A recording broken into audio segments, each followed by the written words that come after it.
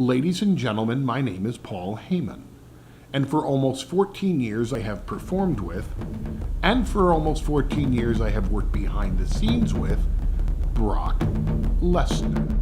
For about 14 years, most people have heard me speak for him. That's our gig. But this is a totally different realm for Brock Lesnar. This is a return to UFC during their biggest show in history, UFC 200, Saturday, July 9th, from the T-Mobile Arena in Las Vegas, Nevada. So the big question, obviously, first is, why? Why? Why? I guess because I want to, that's why. And that's the only reason anybody should do anything, right? Because you want to. I know you and I have been friends for a long time. We've been business associates, and you've known me for a long time. You helped jumpstart my career. Now here we are, how many years later? Let's not age ourselves.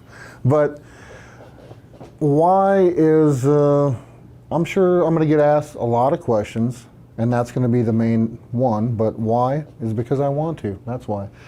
When I left the UFC, I didn't get to leave on my terms. And I'm not saying I'm coming back to end something that I didn't get to finish on my terms. I want to be inside the octagon again, and I want to be inside the octagon healthy. I want to be inside the octagon under my terms. When I was inside the octagon my last few fights, I believe I wasn't the man that I needed to be. I was faking it.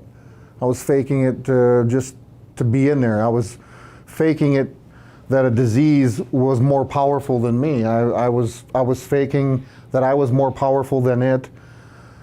I want to go back into that octagon. I want to have fun. The lasting memories of me as an Ultimate Fighter aren't very good ones because of the discomfort and the pain and just the unhealthiness of it. And I felt I needed to be in the octagon to beat this disease. And I ended up getting beat by foes that in my mindset I should have never lost to. I lost to diverticulitis. I'm man enough to sit here and say I lost to Cain Velasquez. I lost to Alistair Overeem. But the losses, I'm not here to avenge any loss other than to avenge the loss that I took against diverticulitis. God, I just want it. I just want it, Paul. You know, when we wrote your book, we went into great detail about how sick you were, that you almost died at your brother's house in Canada. But here's something that has never been revealed. You were sick way before you even got into the octagon. So this is really the first time the world has ever seen a healthy Brock Lesnar truly compete. All I know is that life is all about timing, and the timing for me on this just feels right. I feel great, and I'm ready to do this. I'm just ready to do it. I've been ready for a while, and I'm just glad for the opportunity. You gonna do a training camp? Absolutely. Am I going to do it? I'm going to do a training camp. No, but I mean on your own, or are you going to join another squad? No, we're going to do this the old-fashioned way, just like we did it before. I'm hiring coaches. I'm hiring training partners, and we're getting geared up already. I mean, it's already put together. I got lots of help. I got lots of people that are excited about this.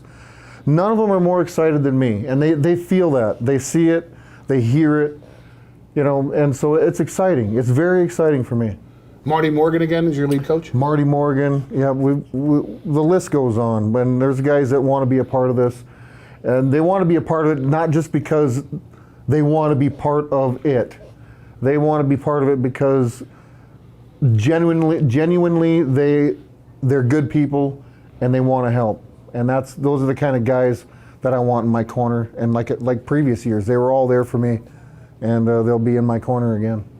How do you approach stepping into a legitimate athletic competition, a fight, differently at 38 than you would in your early 30s? I don't feel any older. I don't sit here and take myself back into time and wonder how I felt back then. I go with how I feel right now, and I feel really good. And that's all I can really gauge. That's all I can go by.